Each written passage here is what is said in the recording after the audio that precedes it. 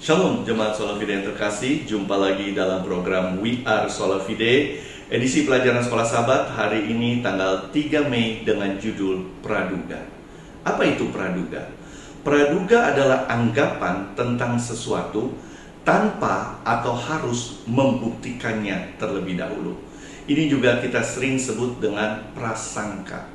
Lalu apa hubungannya praduga dengan penafsiran Alkitab? Mari kita buka Alkitab kita di dalam Lukas pasal 24, khususnya di ayat 36 sampai 45. Saat itu Yesus kembali mengulangi pelajaran tentang Mesias, kematian, dan kebangkitannya kepada para murid. Mengapa Yesus harus mengulanginya? Karena para murid saat itu masih belum bisa memahami arti kemesiasan Tuhan Yesus.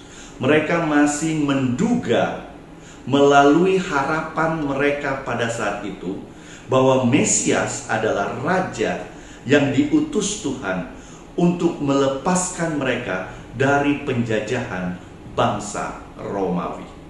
Faktanya itu bukan tugas Mesias. Mesias tugasnya adalah melepaskan umat manusia dari penjajahan dosa melalui penebusannya. Hal inilah yang sulit untuk dimengerti, dipahami oleh murid-murid tentang kemesiasan Tuhan Yesus.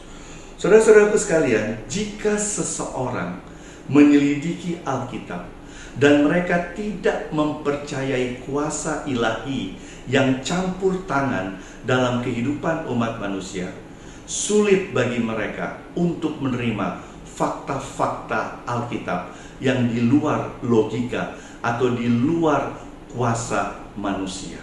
Contoh, terbelah Laut Merah. Bagi orang-orang yang tidak percaya kuasa ilahi, sulit bagi mereka menerima fakta Laut Merah terbelah, lalu umat Tuhan berjalan di tengah-tengahnya.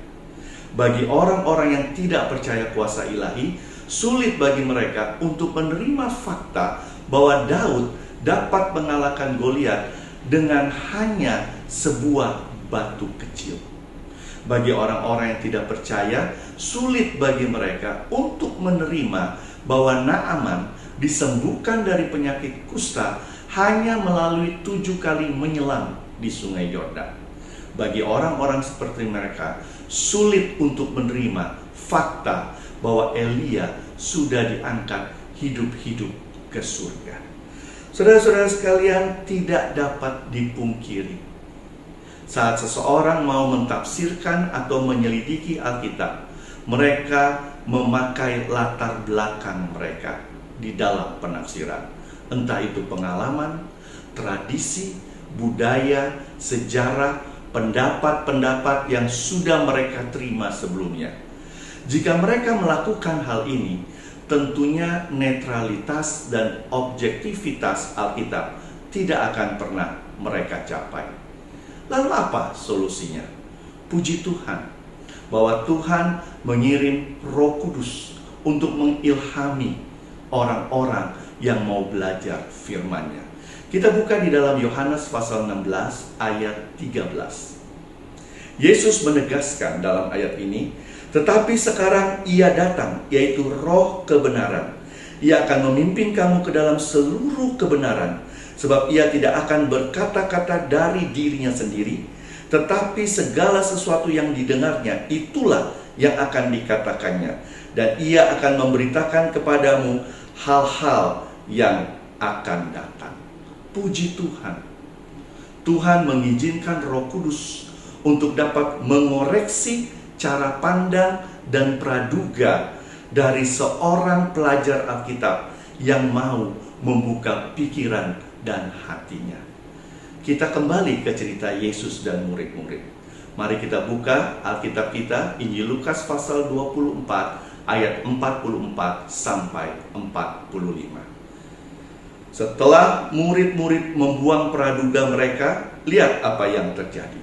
Yesus berkata kepada mereka, inilah perkataanku yang telah kukatakan kepadamu, ketika aku masih bersama-sama dengan kamu, yakni bahwa harus digenapi semua yang ada tertulis tentang aku dalam kitab Taurat Musa dan kitab Nabi-Nabi dan kitab Mazmur. Lalu ia membuka pikiran mereka sehingga mereka mengerti kitab suci. Saudara-saudaraku sekalian, saat itu murid-murid baru dapat mengerti, memahami Yesus sebagai Mesias. Saat mereka membuang praduga mereka yang dulu, pemahaman mereka yang dulu tentang Mesias. Saudara-saudaraku sekalian, biarlah kita tetap menjaga kesehatan kita, rajin belajar firman Tuhan, baik di dalam rumah kita masing-masing bersama keluarga. Kenapa? Because we are Sola Fide. Tuhan Yesus memberkati.